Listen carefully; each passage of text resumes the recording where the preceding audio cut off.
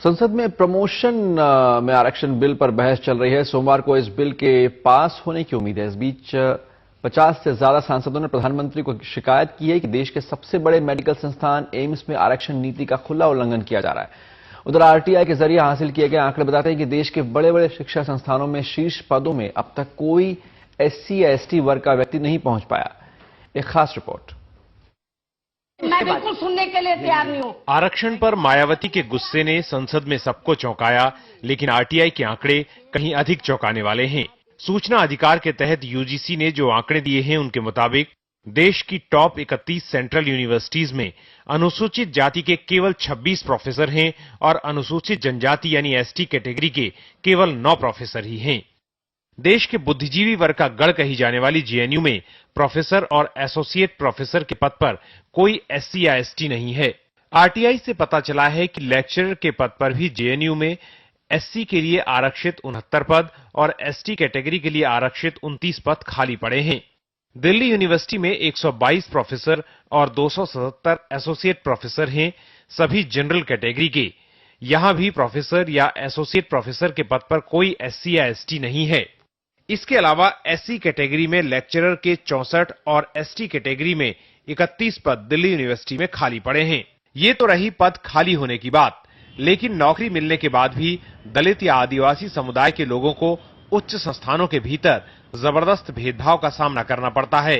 BHU में अंग्रेजी पढ़ाने वाली 30 साल की इंदु चौधरी जब 2007 में नौकरी ज्वाइन करने इंस्टीट्यूट में आई तो उन्हें हॉस्टल में जगह देने से मना कर दिया गया। उन्होंने कहा, you belong to schedule caste category, how can you stay in faculty guest house. Indu के पति और आरटीआई कार्यकर्ता महेंद्र प्रताप ने सूचना अधिकार कानून के तहत कई जानकारियां हासिल की हैं, जिसके तहत बीएचयू में भी बाकी विश्वविद्यालयों की तरह कोई एससी या एसटी प्रोफेसर नहीं है।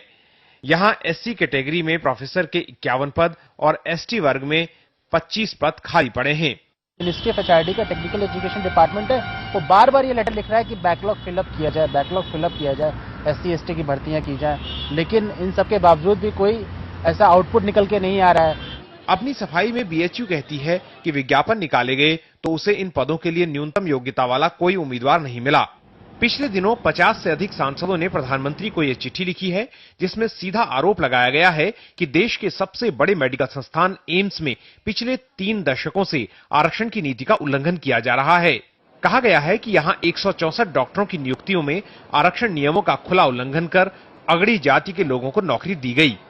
सरकार को जब मैं राज्यसभा में था तो उस समय भी राज्यसभा में सवाल उठाया कि उन्होंने मेमोरेंडम दिया प्राइम मिनिस्टर को, और ये मैं समझता हूं गुलाम नबी आजाद को भी लिखा हमने, मेमोरेंडम दिया 2009 में, 2010 में, और अंतिम ये प्राइम मिनिस्टर को हमने दिया है।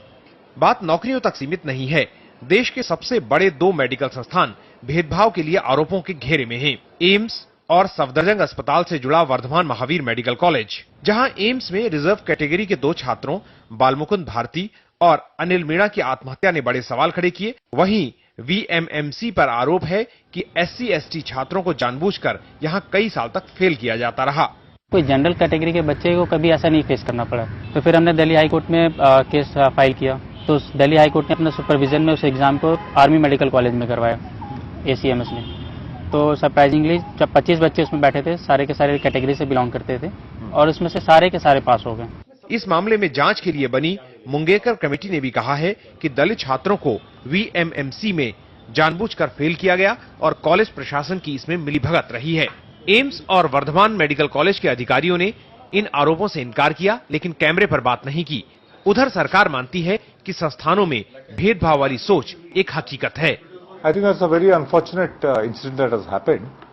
हम मानते हैं कि ये दुर्भाग्यपूर्ण घटनाएं हैं, लेकिन शिक्षा में समानता लाना सरकार की जिम्मेदारी है।